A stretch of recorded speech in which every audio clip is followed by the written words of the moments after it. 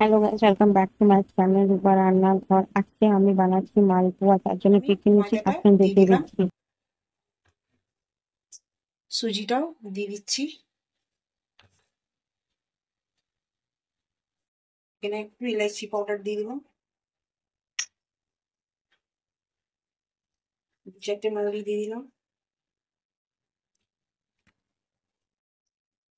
এখানে আমি 1 চামচ চিনি দিয়ে দিলাম।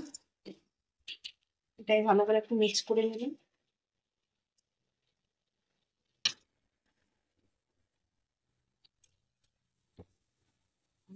দুধটা এতে দিয়ে দিচ্ছি।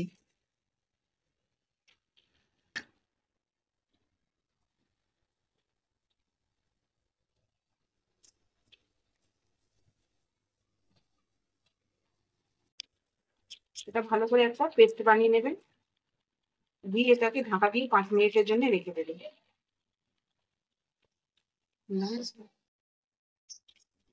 এরকম ভাবে পেস্টটা করে নেবেন যাতে একটু ঢেলা ঢেলা যেন না থাকে। দেখুন আমার পেস্টটা হয়ে গেছে।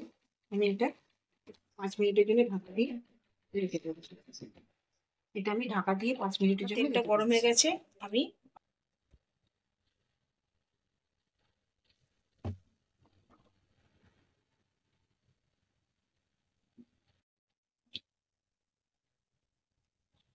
দেখুন সব মালপোয়াগুলো কেমন ফুলে গেছে।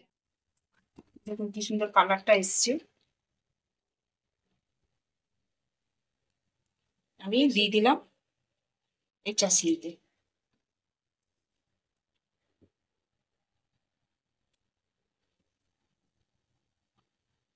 রেডি হয়ে গেছে আমার মালপোয়া। আপনারাও বাড়িতে এই রেসিপিটা ট্রাই করে দেখবেন। আমার ভিডিওটা যদি আপনাদের ভালো